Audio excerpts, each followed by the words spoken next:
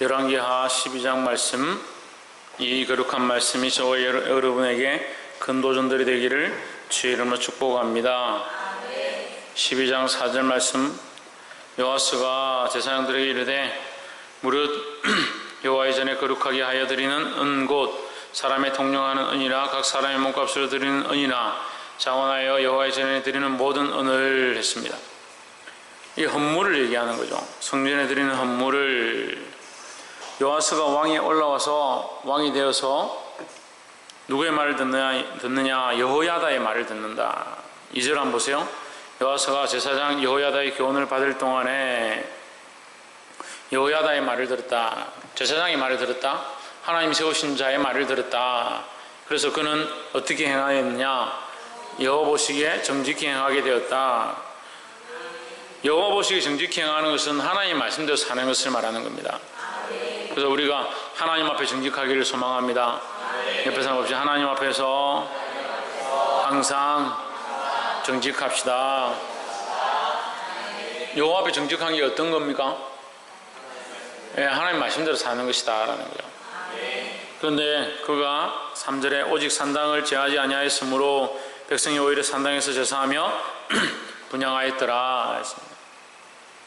하나님 말씀대로 살려고 노력했지만 그가 산당을 제하지 아니한 이것은 그에게 허물이 되었다라는 것을 얘기하고 있습니다.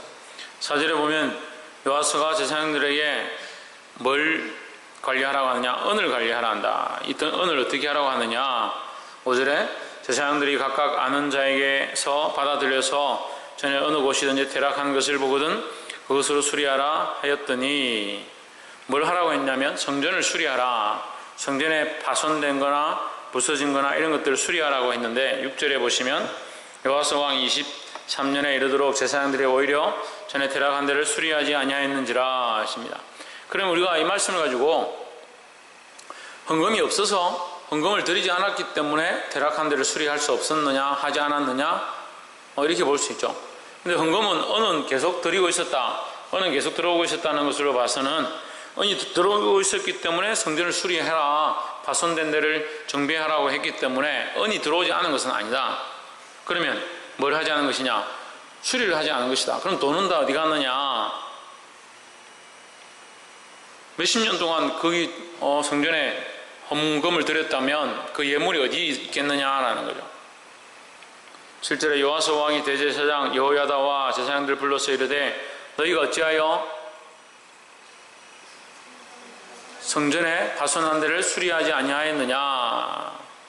수리하지 아니하였느냐? 이 말은 파손한 데를 수리하지 않고 왜 다른 데 썼느냐? 이렇게 볼 수 있습니다. 그러니까 교회 그 성전에 예물은 계속 들어왔는데 이 예물을 여호와스가 명령한 대로 성전을 수리하고 정비하는 데 쓰지 않고 다른 데 썼다. 다른 데 썼다는 분명한 기록은 없습니다. 하지만 우리가 추정해 볼 수 있는 말씀이 있어요. 밑에 13절에 보면 여호와의 전에 드릴 그 은으로 그 전에 은대접이나 불집게나 주발이나 나팔이나 아무 금그릇이나 은그릇을 만들지 아니하고 이런 말 기록되어 있습니다. 그러니까 성전을 수리하는 것과 이것을 상반되게 기록해 놓았다. 그러니까 성전을 수리하는 일이 있고 또 나머지 필요한 집기들을 다시 정비하고 사는 것이 있다. 여기에 돈을 쓰지 말라고 하는 거죠. 그러니까 여호와의 성전에 드린 은으로 그 성전에 은대접이나 불집게나 주발이나 나팔이나 아무 금그릇이나 은그릇도 만들지 아니하고 이거 하지 마라. 이거 하지 마라. 이거 하지 말고 오직 어디에 써라? 성전을 정비하는 데만 써라. 이렇게 했죠. 거기에만 썼더라. 그 뒤에 기록은 썼더라. 실제로 이렇게 사용되었다라고 하는 겁니다. 그럼 그 전에 뭘 잘못했다? 성전 수리하는 데 쓰지 않고 쓰긴 썼는데 성전에 다른 일들에 써버렸다. 그러면 이것은 우리가 두 가지를 볼 수 있습니다. 하나는 이 성전의 예물을 명확한 명목 없이 잘못 사용하였다라는 것과 또한 제사장들이 이 들어온 예물을 분명하게 쓰지 않았다는 것이다. 분명하게 쓰지 않았다는 것은 하나님 앞에 뭐가 결여된 겁니까? 사명감이 결여된 것이다 라는 거예요. 그럼 이게 어떻게 연결되냐면 우리 자신이 하나님 앞에 부름을 받아서 하나님의 일을 하고 하나님 앞에 봉사하고 섬기고 이 일을 할 때에 하나님의 나라와 영광을 위해서 일해야 되는 거예요. 성경학교를 하는데 이 성경학교를 열심히 준비하고 행사를 준비하고 인연극을 준비하고 노래와 춤을 준비하는데 이것이 하나님이 결여되어져 버리면 이건 성경학교가 아니고 그냥 세상 학교가 되는 거예요. 하나님 없고 그리스도 없고 십자가 없는 행사를 하기 원한다면 우리는 잘못된 길을 가고 있는 거예요. 이 사명감을 결여하는 사람들이 너무 많아요. 일을 하지 않는 게 아니라 일을 하긴 하는데 하나님 주신 사명감이 결여되어 버렸다. 제사장으로서 이 헌금을 받아서 성전을 수리하는 데 써라라는 사명을 받았습니다. 그걸 잊어버리는 거예요. 하다 보니까 자기가 당장 필요하다고 싶은데 당장 성전에 뭐 그릇이 있으면 좋겠다. 금그릇이 더 예쁜데 금그릇을 사고, 은그릇이 있으면 좋겠다. 은그릇을 사고, 자기들이 필요하고 눈에 보기 좋은 것에 먼저 써버리는 거예요. 그러니까 막상 정작 써야 될 그 명령과 그 약속들은 잊어버렸다는 거예요. 하지 않는 게 문제가 아니라 그 목적과 사명을 잃어버리는 것이 더 문제다라는 거예요. 우리가 교회 안에서 수많은 일들을 하고 수많은 봉사들을 합니다. 항상 기억해야 될 것은 이것이 주님이 우리에게 허락하신 명령이고 목적인가라는 거예요. 그러니까 기도하는 것보다 하나님께 엎드려서 이 일을 위하여 눈물 흘리는 것보다 다른 데 자꾸 목적과 방향을 두는 겁니다. 안 하는 게 아니라고. 하긴 하는데 주를 기쁘시게 할까? 어떻게 하면 하나님을 영화롭게 할까? 거기에 집중하는 게 아니고 다른 데 집중한다. 잃어버렸다. 결여되었다. 뭐가 결여되었느냐? 사명감이 결여되었다. 하나님 우리에게 명령하신 그 처음 그 명령을 결여했다라는 거예요. 이 제사장들도 마찬가지로 뭘 결여했느냐? 이 헌금에 대한, 이 드린 예물에 대한 그 쓰임새, 성전을 정비하는데 퇴락한 것을 수리하는 데 쓰라고 한 그 명령을 잊어버렸다. 이 사명감을 회복하시기를 주의 이름으로 축복합니다. 그래서 우리가 항상 무슨 일을 하든지 목적을 올바로 바라보는 것이 중요하다라는 거예요. 그 목적을 바로 점검하는 거예요. 지금 내가 이 행사를 하려고 하는데, 이 일을 하려고 하는데, 이 봉사를 하려고 하는데 이것이 주를 기쁘시게 하는가? 주님 기뻐하시는 방법인가? 그걸 볼 수 있어야 되는 거예요. 두 번째는 9절에 제사장 여호야다가 한 괴를 가져다가 그것에 뚜껑에 구멍을 뚫어 여호와의 전문 아귀 오른쪽 그 제단 옆에 두매 여호와의 성전에 가져오는 모든 은을 다 문을 지키는 제사장들이 거기에 넣더라. 다른 데 넣지 아니하고 한 곳에 모으도록 이 여호야다가 지혜를 낸 거예요. 지혜를 내서 어떻게 하냐? 성전 앞에다 이렇게 괴를 만들고 거기 구멍 뚫어서 거기 다 모으게 한 거죠. 어떤 제사장이 들고 가고 어떤 사람은 보따리에 가져오면 자기 친한 사람이 들고 와가지고 제사장이요 이거 좀 받아주시면 그 제사장 들고 와버리고 이 사람 저기 들고 와버리고 이렇게 하니까 관리가 안 되는 거죠. 그 여호야다가 지혜를 내서 한 괴를 크다랗게 만들고 다 여기 모아라는 거죠. 오늘날 우리의 헌금 모양과 이렇게 유사합니다. 그 어떤 사람 헌금 들고 와서 전도사님 주고, 어떤 사람 헌금 들고 와서 사모님 주고, 어떤 사람은 나는 잘 모르니까 뭐 학생이 부장한테 주고, 그렇게 하면 이게 관리가 안 되죠. 그래서 괴를 가지고 만들어 가지고 구멍을 뚫어 가지고 어떻게 하냐? 가져오는 자 또한 그걸 받은 제사장들은 다 거기다 그 괴에다가 넣었다는 거죠. 그래서 그게 가득하게 차면은 그 괴를 열어서 이게 묶어 가지고 창고에다 딱 보관하는 거예요. 보관해가 뭐 하느냐? 12절에 11절 봅시다. 그 달아본 은을 일하는 자 곧 여호와의 전을 맡은 자의 손에 붙이면 저희는 또 여호와의 전을 수리하는 목수와 건축자들에게 주고. 누구에게 줬다? 목수와 건축자들에게 줬다. 성전을 수리하는 자에게 이 은을 주었다라는 거죠. 12절에 또 미장이와 석수에게 주고 또 여호와의 전 퇴락한 데를 수리할 제목과 다듬은 돌을 사게 하며 그 전을 수리할 모든 물건을 위하여 쓰게 하였으되 성전을 고치는 데만 쓰라고 주었다라는 거예요. 13절 여호와의 전에 드릴 그 은으로 그 전에 은대접이나 불집게나 주발이나 나팔이나 아무 금그릇이나 은그릇을 만들지 아니하고 안 하고 14절 오직 그 은을 일하는 자에게 주어 그것으로 여호와의 전을 수리하게 하였으며 여호와의 전을 수리하는 데 썼다. 이게 좀 명확하게 졌죠.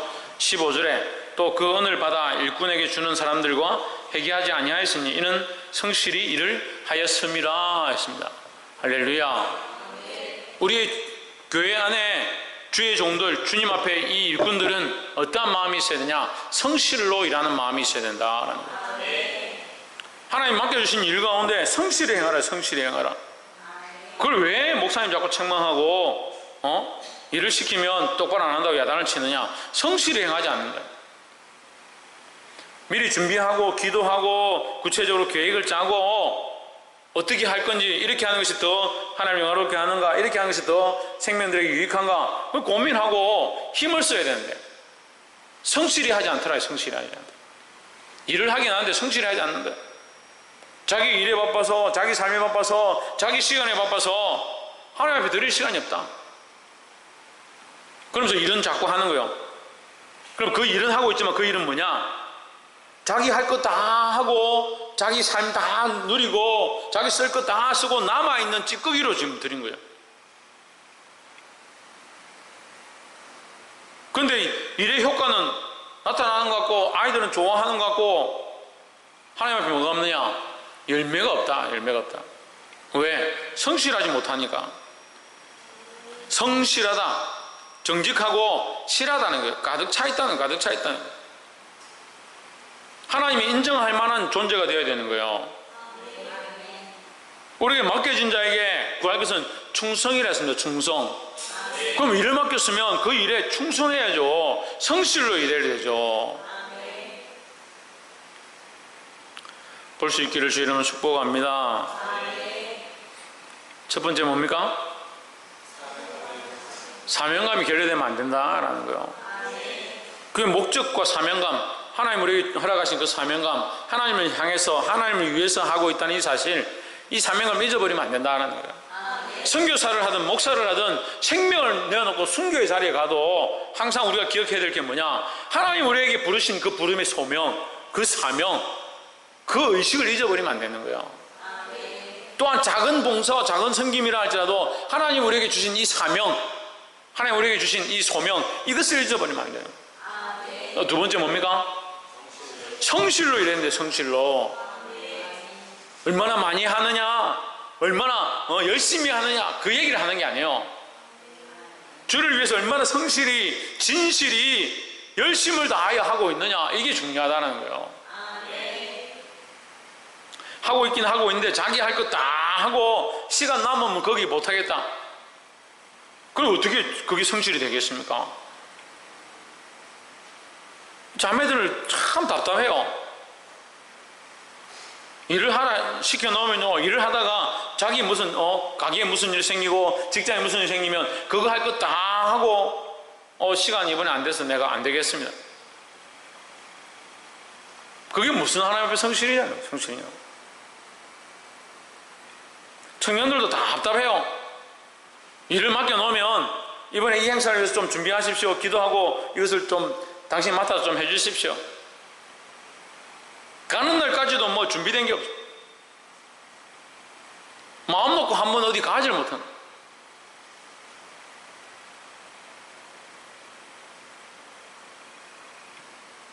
자기 일이면 그렇게 하겠냐고요. 자기 일이면.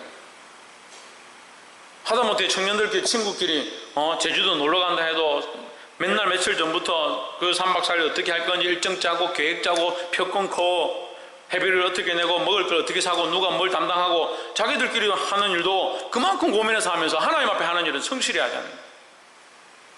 왜 그렇게 하냐고. 왜?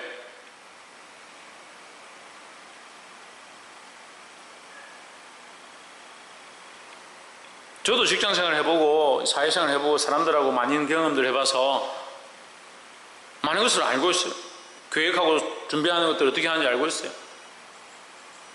거기에서 하는 것보다 10분의 1도 못해. 10분의 1도.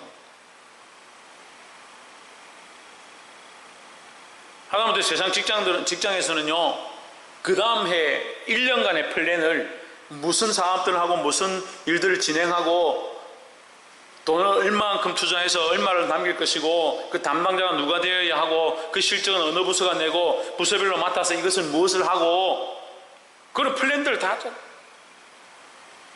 안 되면 1박 2일 워크숍을 하고 1년 플랜 짜기 위해서 1박 2일 안 되면 또 회의 때마다 모여서 플랜을 사업 계획들을 짜나 경영 계획과 사업 계획 위에서 시스템을 딱 짜면요 밑에서 그 시스템을 가지고 전부 펼쳐가지고 일하기 시작하는 장기적으로는 3년, 5년, 10년 장기 플랜을 가지고 그 일들을 해나가는 거예요. 그리고 구체적으로 이제 그 일들에 대한 프로젝트가 정해지면 프로젝트가 한 사람씩 담당해가지고 이 프로젝트를 네가 담당해서 매덕을 남겨라 이렇게 일들이 진행되는 거예요. 계획도 없고 생각도 없어요. 물론 그렇게 하라고 하는 건 아니죠.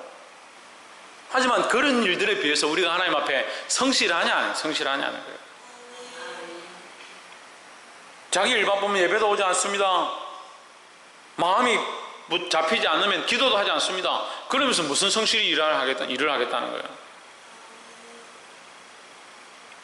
그리고 주의 전을 우습게 여기는 이 여호와서가 되어버리는 거예요. 처음에는 하나님 말씀을 따라서 여호야다의 말을 따라서 순종하고 말씀대로 살려고 이렇게 했는데 시간이 지나면서 점점 희미해져 버렸다. 사명감이 결여되어지고 성실함이 결여되어 버리고 볼 수 있기를 주의는 축복합니다. 17절에 때에 아람왕 하사엘이 올라와서 가드를 쳐서 취하고 예루살렘에 향하여 올라오고자 한 고로 했습니다. 평소 때는 잘 표시가 안 나요. 열심히 하는 사람이나 주님을 기쁘시게 하는 사람이나 대충 하는 사람 표시가 안 납니다. 근데 환난과 핍박이 닥치는 거죠. 아람왕이 올라왔습니다. 그때 아람왕이 왜 올라왔느냐? 그 시험하러 올라온 거죠. 흔들려고 온 거죠. 이스라엘을 흔드는 겁니다. 흔드니까 대번에 요아스 왕이 어떻게 하느냐? 어떻게 해야 됩니까? 18절 유다왕 요아스가 그 열조 유다왕 여호사밧과 요람과 아시아가 구별하여 드린 모든 성물과 자기가 구별하여 드린 성물과 여호와의 전 곳간과 왕궁에 있는 금을 다 취하여 아람왕 하사엘에게 보내었더니 하사엘이 예루살렘에서 떠나갔더라 했습니다. 한마디로 말하면 뭐냐면요, 성전에 있는 모든 예물들을 다 끌고 와가지고 하나님 앞에 드린 모든 예물들을 다 끌고 와가지고 심지어는 자기 생애 동안 하나님 앞에 성전을 수축하고 성전을 다시 재건했던 그 모든 것들을 다 끌고 와서 한꺼번에 이방 왕에게 갖다 바쳐버렸다.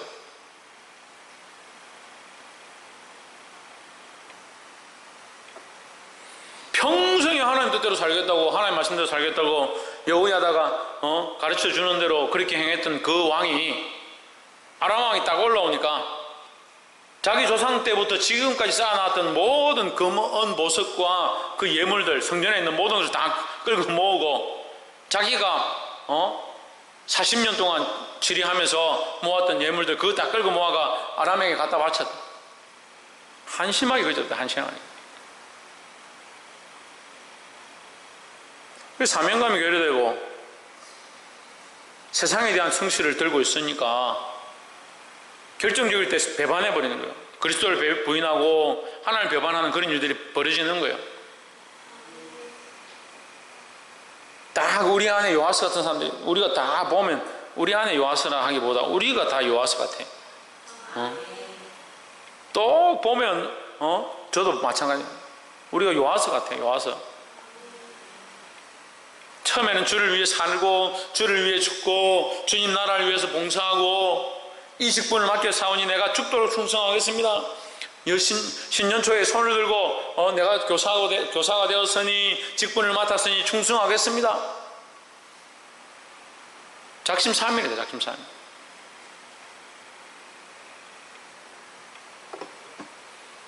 아람 왕이 올라오면 어떻게 해야 됩니까?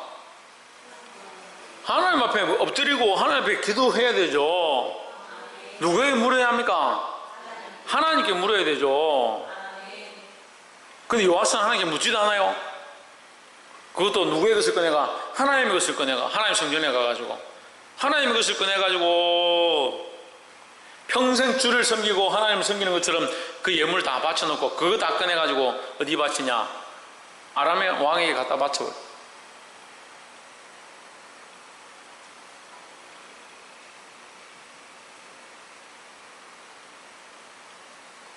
복이 되기를 주 이름으로 축복합니다. 하나님의 것을 고난 때에 하나님을 배반하지 마라 라는 거예요. 그럼 믿음이 없으니까 고난 때에 하나님 배반하는 겁니다. 고난이 닥치고 핍박이 닥칠 때에 더 하나님을 붙잡고 그 사명감을 다시 회복하고 더 성실히 주를 섬겨야 되는데 사명감이 원래 없고 성실함도 원래 없으니까 고난이 닥치니까 이거 다 배반해버립니다. 그나마 쌓았던 것들 다 내뱉어버립니다. 왜 말씀을 남의 말로 들어요? 남의 말로. 누가 그렇다고요? 우리가 그렇다고요. 우리가.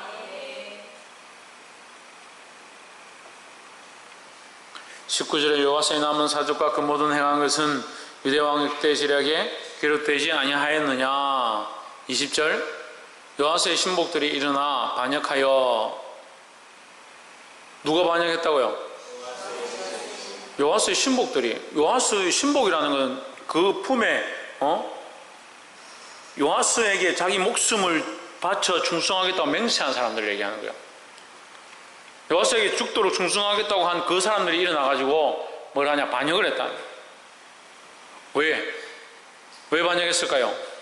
신라로 내려가는 길가의 밀로궁에서 그를 죽였고. 왜 반역했을까요? 왜 반역했을 것 같아요? 재원이 형. 여호와가 하늘을 배반했으니까요. 이게 역사의 흐름이라니까요. 여호와가 하늘을 배반했기 때문에 그가 배반의 반역자의 칼에 죽는 거예요.